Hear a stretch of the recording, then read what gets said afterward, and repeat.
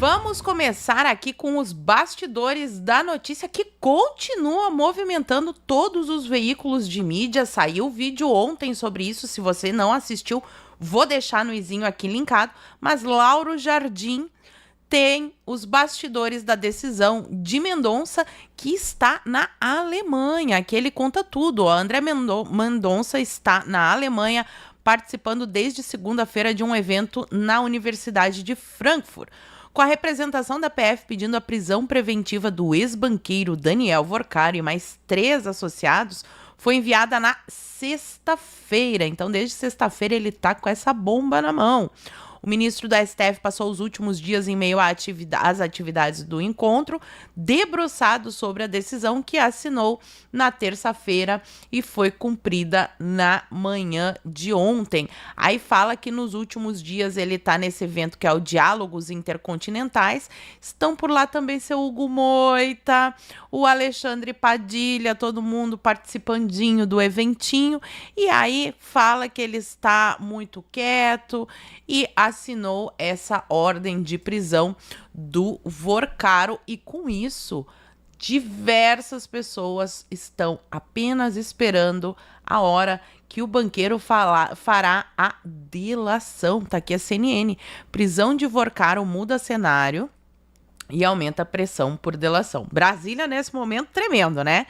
Então, segundo a análise da Clarice Oliveira, ao Live CNN, com a nova prisão do ex-banqueiro, a expectativa de uma delação premiada ganha força, até porque, imagina, pessoal, Vorcaro, festas, mansão, Trancoso, iates, helicópteros, aviões, jatinhos, sei lá, o que mais que ele tinha, uma vida nababesca, de repente ele tá na prisão. Quanto tempo uma pessoa desse quilate aguenta sem começar a abrir a boca em uma cela de um presídio? Não muito tempo. E quem também foi preso ontem foi o jagunço do Vorcaro, aquele que ia quebrar os dentes do Lauro Jardim, que, aliás, já estava vigiando o jornalista. Tá aqui a notícia de que ele perdeu a vida, casualmente perdeu a vida na prisão. Tá aqui, caso master após ser preso pela Polícia Federal, o sicário, e sicário, para quem não sabe, significa matador de aluguel, que parece que era o que ele fazia mesmo, né? Tem morte encefálica em BH. Então, ele dentro da prisão, enquanto estava sob custódia da Polícia Federal em Minas Gerais, tentou tirar a própria vida e, pelo visto, conseguiu. Na sua opinião, meu amigo que está assistindo esse vídeo, o sicário se suicidou ou foi suicidado? Já fala para mim aqui nos comentários. Eu acho que é a segunda hipótese. E aqui a Malu Gaspar traz a informação de que... Essa daqui é ótima, né? Morreu após tentar se matar. Enfim, ele tinha uma extensa ficha criminal. Ele era figurinha conhecida em Minas, foi indiciado por estelionato,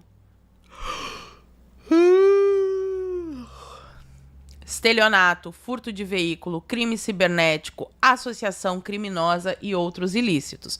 Mas a dona lá que tá com a Bíblia embaixo da mão, no golpe do algodão doce, preso por 17 anos. Pessoas que não cometeram crime nenhum. O sicário estava solto para quebrar os dentes dos jornalistas. Acho que esse exemplo foi bem didático para a Globo entender como é que funciona numa ditadura que ninguém tá salvo. Eu já vou mostrar os momentos históricos.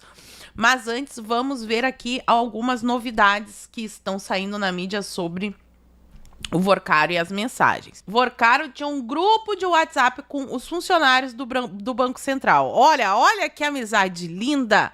Pagava propina e viagem à Disney, diz a PF. Então, quando a gente fala sobre o sistema, muitas vezes não são só os políticos. Existe toda uma máquina burocrática de pessoas que não são eleitas.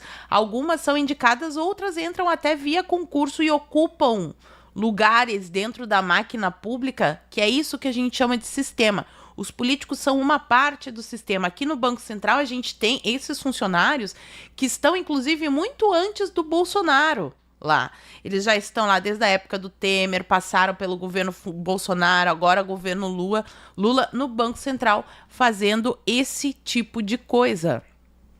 E as mensagens mostram um encontro romântico entre o Vorcaro e o Moraes. Depois do contrato, que até agora tá sem explicação, né? 129 milhões, a Ronaldinha da advocacia, a esposa do Xande. Agora a Xande se encontra com o Vorcaro. Que bonitinho. Ele também não vai explicar isso aqui, né? Mas que tá cada vez mais complicado. Tá. Em mensagem, Vorcaro relata encontro com Alexandre de Moraes. Daniel Vorcaro relatou à então noiva que iria se encontrar com Alexandre de Moraes durante o feriado. Que bonitinho. As mensagens obtidas pela coluna, que foram interceptadas pela Polícia Federal, o empresário Daniel Vorcaro, dono do Banco Master, afirma ter encontrado com Alexandre de Moraes. Tá aqui, ó. Uma das menções a Alexandre de Moraes ocorreu por volta das 17h22 do dia 19 de abril. Na ocasião, Vorcaro encaminha a seguinte mensagem: tô indo encontrar Alexandre de Moraes aqui perto de casa. Ai, que bonitinho. Aí a namorada dele diz: como assim, amor? Ele está em Campos? Ou foi para te ver? Ai, que amor. Aí o Vorcaro responde: não, ele tá passando feriado de Tiradentes do ano passado. A gente estava lá se encontrando com o Vorcaro. A segunda menção ocorre 10 dias depois.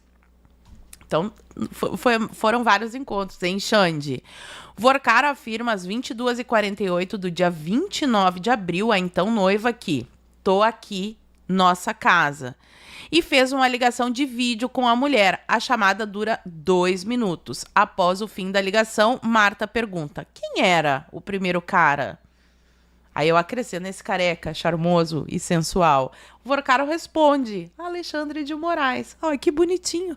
Aí ela, emocionada, né, por ver vossa santidade, diz: morri. Ele gostou da casa, amor? Tá muito mais astral. E o Vorcaro completa: sim, falou que é bem melhor. E ele adorava apartamento. Por fim, então, a noiva brinca: falou pra te agradar. Que vergonha, eu estava de pijama. Um momento bem íntimo, assim, né? O Xande conversando com a noiva do Vorcaro de pijama. Achei bem íntimo esse momento aqui. Seria legal o ministro se explicar, mas não vai.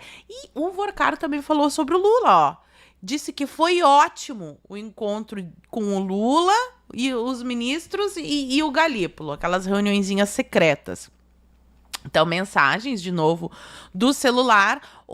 Do Vorcaro, ele comemorou com a namorada a reunião secreta, olha que democrático, que manteve com o presidente Lula no Palácio em 4 de dezembro de 2024. O que o Vorcaro escreveu? Foi ótimo, escreveu Vorcaro. Muito forte.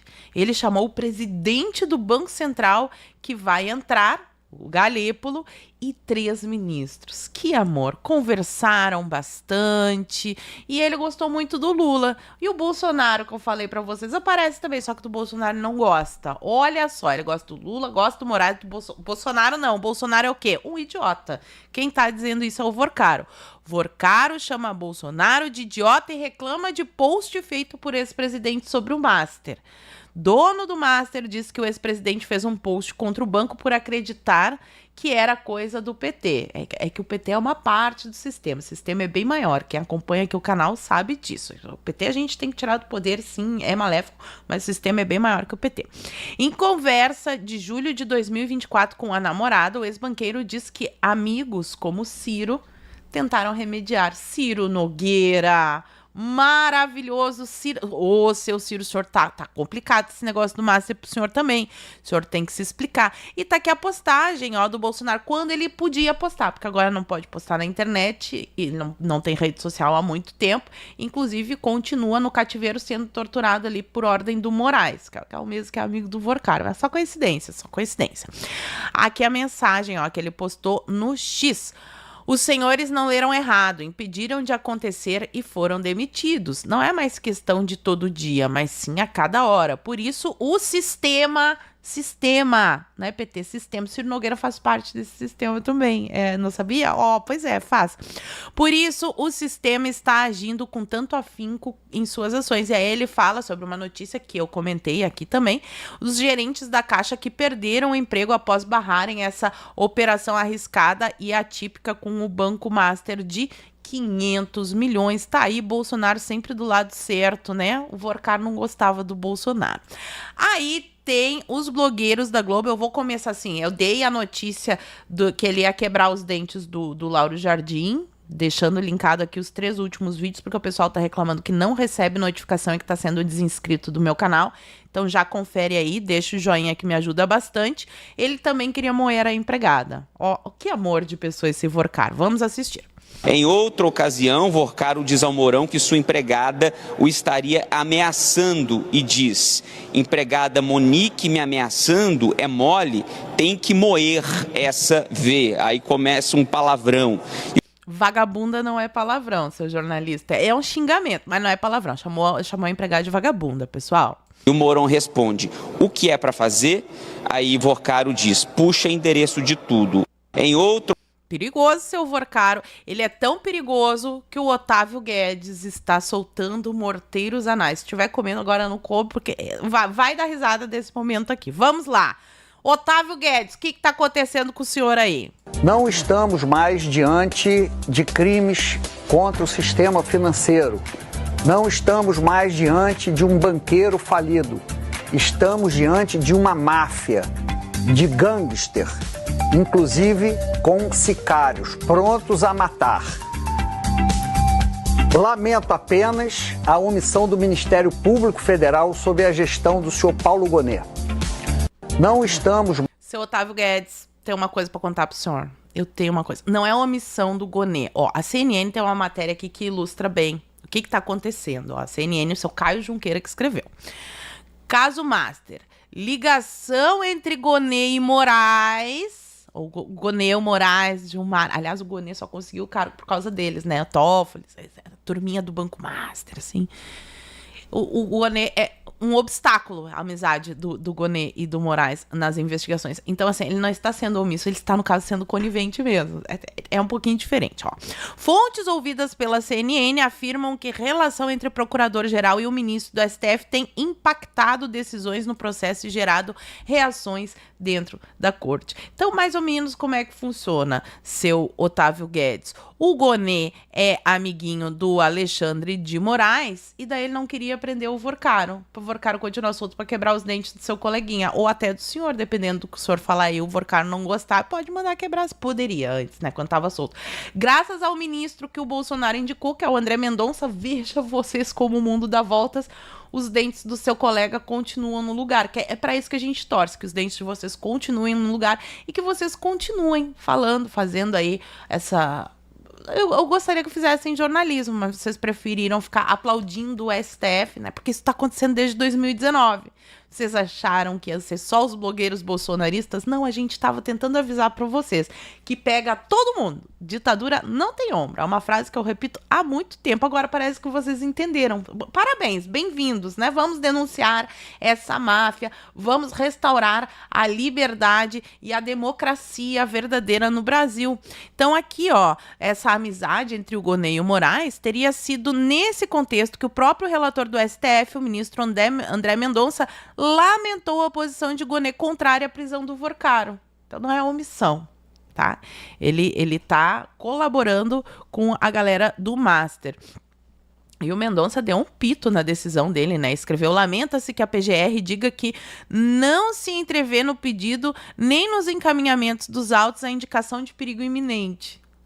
Só queriam moer a empregada, quebrar os dentes dos jornalistas, sabe-se lá mais o que vai aparecer. Parece que isso aí é só a pontinha do iceberg. Mas o melhor, este momento aqui para mim é o ápice do vídeo. Mocréia Sadi. Escutem o que a Mocréia Sadi falou, porque eu não acreditei no que os meus ouvidos estavam ouvindo. Vamos lá. É gangster, é máfia. E a gente fala tanto, né, Merval, de setores de Brasília, da política, do Supremo, MP, que ficam falando, olha só, ficar fazendo esse tipo de crítica, tal, ameaça a democracia. Ameaça a democracia? Olha isso aqui. O que é isso aqui? Integridade física, vida das pessoas em risco. Isso aqui era para estar parando essas grandes autoridades de Brasília que ficam reclamando de crítica, que ficam chamando atenção para a defesa de democracia com a vida das pessoas em risco. Então, é para a gente, de fato, se perguntar o que a gente está falando, se tem uma democracia relativa para algumas pessoas. Estou impactada com o recorte esse daqui. Eu confesso pra vocês que eu já ouvi umas 20 vezes pra ter certeza que era verdade, que não era inteligência artificial. Mocréia Sadia... Ó, a gente foi perseguido desde 2019 porque bota apelido, faz meme. A gente nunca mandou quebrar os dentes de ninguém. Faz meme, apelido, né? E essas críticas que a gente faz ao STF, desde o episódio da revista lá, Toffoli, amigo do meu pai, tudo é a mesma coisa. É a mesma coisa. Foi a mesma turminha que iniciou a perseguição lá em 2019 e que tá aprontando isso e que agora quer quebrar os dentes de vocês também, porque a gente avisou, o Lula sempre falou que queria o controle da mídia. Vocês acharam mesmo que a perseguição era só... Não é, dona Mocréia. Seja bem-vinda. Esse negócio de ameaça à democracia é uma palhaçada que eles inventaram para que ninguém fale sobre os escândalos referentes a ele. Porque é um escândalo um contrato de 129 milhões com a esposa do ministro. É um escândalo a namorada do banqueiro de pijama conversando com o ministro. Sem contar as festinhas do Vorcaro, que tinha autoridades do judiciário participando daquilo ali, negociando, sabe-se lá o quê? Grupo de WhatsApp com o pessoal do Banco Central. É disso que estamos falando. E aí vocês ficam correndo atrás de um golpe, que tinha gente vendendo algodão doce, senhorinha rezando, gente presa por 17 anos, o sicário estava solto para quebrar os dentes de vocês. Que bom que vocês entenderam agora. Antes tarde do que mais tarde. Sejam bem-vindos. Sejam bem-vindos ao lado das pessoas que não querem mais o Brasil sob o domínio dessa máfia, como disse o Otávio Guedes, dessa gangue. Eles são mafiosos, eles são gangsters. É isso que eles fazem.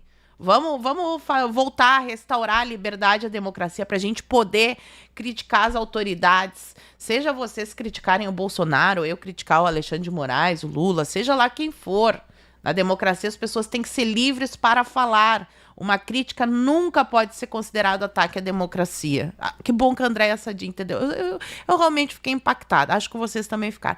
Mas aí, para fechar o vídeo, temos aqui o Lulinha, com milhões de motivos para não voltar ao Brasil, porque pode dar ruim, né?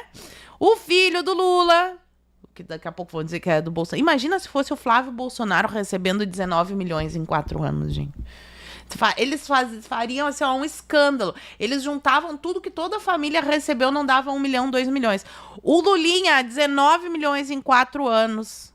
Conta de investimento de Lulinha, filho do presidente, movimentou 7,2 milhões em um único ano.